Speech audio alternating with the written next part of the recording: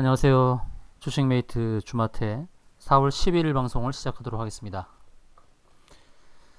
자, 우리 증시의 현황부터 먼저 살펴보도록 하겠는데요. 코스피를 먼저 보도록 하겠습니다. 코스피 지금 일봉을 먼저 보고 말씀을 드릴 텐데요. 1439포인트까지 하락했던 증시의 반등 힘이 아주 강하게 나타나고 있죠. 많은 애널리스트들은 이 반등 후에 쌍바닥을 잡을 것이라는 의견을 많이 냈었죠. 1700포인트까지 반등이 나왔을 때 21선에서 주가가 이제 반등을 멈추고 하락을 할 것이다 라는 의견이 상당히 많았었습니다. 그런데 의외로 주가 반등의 힘이 강해서 21선을 뚫고 이제 61선을 향해 가는 그런 모양이 나오니까 많이 당황스러웠을 겁니다. 1700 이상이었을 때 현금화를 부르짖어서 이제 바닥을 잡을 때 그때 매수하자라는 의견이 많아서 지금은 의외로 기존에 주식을 투자했던 분들은 현금화해서 기다리고 있는 분들이 많고 바닥에서부터 전혀 주식을 하지 않았던 사람들이 주식을 사는 경향이 굉장히 많아졌어요, 요즘. 그래서 개인 투자자들이 매수를 많이 해서 오히려 기존 투자자들이 불안해하는 경우가 있습니다. 최근에 너무 개인들이 많이 매수했고 기관 외국인들이 동참을 하지 않으니까요. 그럼 지금 상황을 어떻게 봐야 되느냐? 양시장은 조금 더 반등이 나올 것이라 보고 있습니다. 수급 상황에서 개인 투자자들이 많고 기관 외인이 적게 매수한다. 그렇게 보는 부분도 있지만 중요한 거는 외국인의 선물 매수를 봐야죠. 외국인의 선물. 자, 앞으로의 흐름은 그렇죠. 외국인이 선물을 많이 매수하면 이 선물 매수로 인해서 프로그램 매수가 자동으로 유입됩니다. 프로그램 매수, 특히 B차익 부분 자동 매수가 들어오면 그로 인해서 기관의 현물 매수가 유도가 될 수가 있어요. 바로 그것을 외국인이 노린 것이 아닌가라는 생각이 들고요. 자, 지금 코스피 기준에서의 이제 반등이 어디까지 나올 것인가 먼저 그것부터 보죠. 많은 사람들이 이제 피보나치를 많이 대입을 해서 합니다. 첫 번째 자리 반등에서 23.6% 그리고 38.2% 그리고 50% 자리 이렇게 보죠. 그러면 고점에서부터 저점까지 연결했을 때 고점에서 저점에서부터 236 반등, 382 반등 담아서 지금 50% 지금 상황에 와 있죠. 이제 코스피는 정확하게 50% 반등이 나온 겁니다. 이 자리가 고점에서부터 저점까지. 근데 지금 그 자리에서 이제 마감을 했는데 지난 금요일 날 어제 마감을 했는데요. 그럼 반등이 이런 상황에서 어디까지 갈 수 있느냐?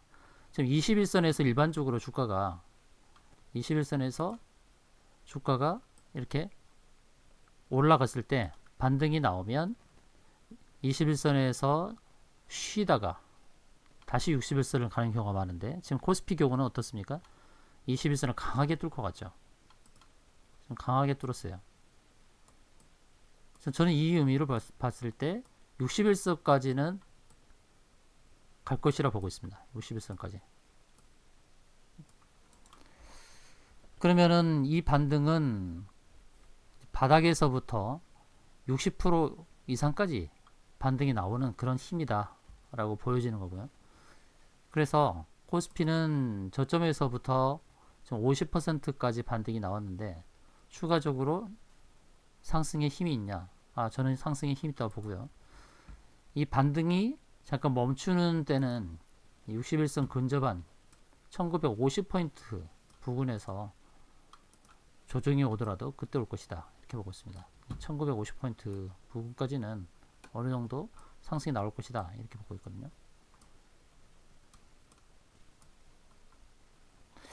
자, 그렇다고 한다면 지금 벌써부터 현금화를 할 필요는 없고 적어도 1950에서 2000포인트 그 사이에 진입을 했을 때 그때 현금화를 해도 된다라는 말씀을 드리겠고요.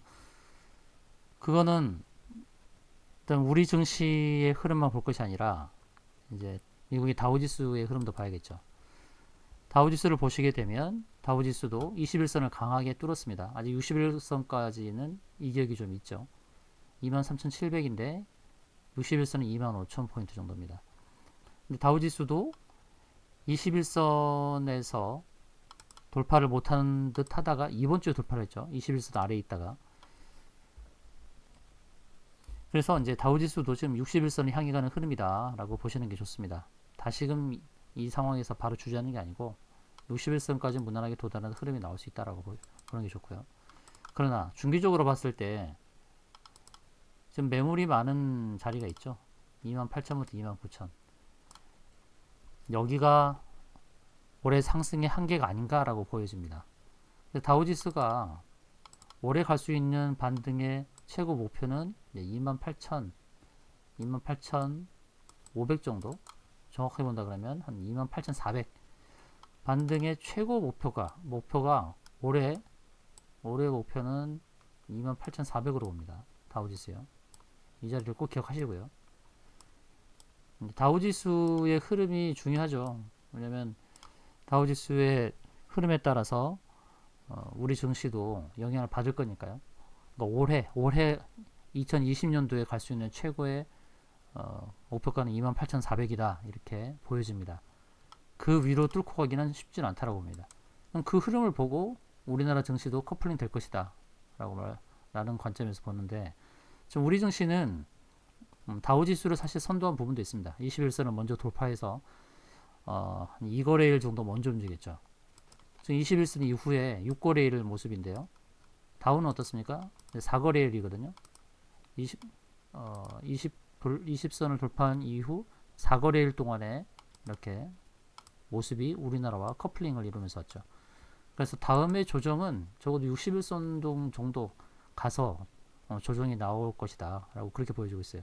대부분은 21선에서 다시 부딪히고 빠질 것이다, 쌍바닥을 잡을 것이다, 그래서 현금화를 해가지고 기다리는 분들, 그분들에게는 기다리는 조정이 오지 않는다 라는 것이고요. 그리고 어제 이제 코스닥 시장에서 뭔가 장중에 큰 변동이 있었죠. 종가는 마이너스 0.7% 마감했지만 장중에 마이너스 3.7%까지 빠졌었어요. 어제 3.7%까지 빠지면서 한번 장을 크게 흔들었습니다. 크게 흔들었는데요. 지금 코스닥 시장은 지금 61선에 와 있죠. 장중에 물론 이 유튜브 방송이 아니라 다른 채널에서 저는 이게 전처럼 폭락이 나올 것이다, 나오진 않을 것이다 라고 의견을 제시를 했고, 아래 꼬리를 잡을 거니까 이제 걱정 마시고 갖고 있는 주식들은 홀딩 하시면 좋겠다라는 그런 뷰를 제시했는데, 제가 볼 때는 61선에서요 약간의 조정은 있을 수 있지만 코스닥은 650포인트 부근까지는 갈 것이라 보고 있습니다. 650 조정이 나오더라도 이 부근에서 조정이 나올 것이다. 650포인트까지는 무난하게 상승할 수 있다라고 보고 있습니다. 여기서는 이제 보수적인 시각으로 접근을 하는 게 좋겠죠. 좀 코스닥의 반등이 제일 컸죠. 다우지수보다도 또는 코스피보다 더 큰 반등이 나왔습니다. 이제 반등은 이제 650까지는 무난한 반등이 나올 것이고, 그 조정이 오더라도 650 부근 간 다음에 조정이 올 것이다라고 그렇게 보고 있습니다. 이제 서서히 주식 부분에서 좀 보수적으로 접근을 해야 되는 그런 시점이 됐습니다. 코스닥은 650포인트, 코스피는 1950포인트 이렇게 보시는 게 좋을 것 같고요. 이제 그 다음에는 이제 조정의 상황을 보면서 어떤 상황으로 전개되는지 보고서 이제 주식에 대한 이제 조절을 해야 될 그런 상황이 된 것 같습니다. 그래도 반등은 좀 더 남아 있다라고 보고 있습니다. 그러니까 너무 서둘러서 현금화한다거나 또는 또 폭락이 올 것이다라는 그런 것에 대해서 너무 염려하지 않으셨으면 좋겠고요. 자, 이제 종목을 좀 보도록 하겠습니다. 먼저 헬릭스미스라는 종목인데요. 바이오 종목 중에서 이제 업앤다운이 좀 심했었죠. 시가총액이 많은 뭐 셀트리온 또는 삼성바이오로직스 이렇게 시가총액이 큰 바이오 종목들이 큰 상승을 하고 있는데 헬릭스미스는 좀 소외된 부분이 있었습니다. 그런데 늦게나마 지금 반등이 나오는 상황이고, 헨리 스미스가 갈 수 있는 가격대는 이제 87,500원 정도까지는 갈 수 있는 상황이 아닌가 그렇게 보여집니다. 지금 매물대를 돌파해야 되는 거는 가져가야 될 숙제죠. 8만원대부터 8만 한 3천원까지 있는 이 매물대를 돌파하기 위해서는 거래량의 증가가 굉장히 필요할 텐데요. 저 자리를 돌파하려고 그러면 하루 거래량이 한 300만 주 가까운 거래량이 나와야 되지 않을까 보고 있습니다. 300만 주 정도. 최근 거래량은 많지 않았죠. 최근 거래량이 뭐 30만 주 또는 40만 주 이렇게 왔다 갔다 했고, 4월 1일 날 170만 주의 거래량이 좀 나왔었는데요. 이제 300만 주 정도의 하루 거래량이 나올 때에 이 8만 3천 원까지 있는 매물대를 돌파하면서 궁극적으로 8만 7천 원 도달이 가능하지 않을까 이렇게 보고 있습니다. 현재 7만 6,900원이고요. 8만 7,500원 정도까지는 상승의 여력이 있다라고 보시고 대응하시면 되겠습니다. 다음은 휴원수라는 종목인데요. 휴원수는 대표적인 보톡스 종목이죠. 여러분들 잘 아시는 메디톡스, 대웅제약 이렇게 있는데, 휴원스는 시가총액이 4천억 정도 되고 매출액은 3,600억, 작년 기준으로 3,600억, 영업이익이 480억 정도 나오는 바이오 업종 중에서 굉장히 탄탄한 실적을 자랑하는 회사입니다. 바닥에서부터 지금 반등이 크게 나왔는데요. 상승은 조금 더 남아있다라고 보여집니다.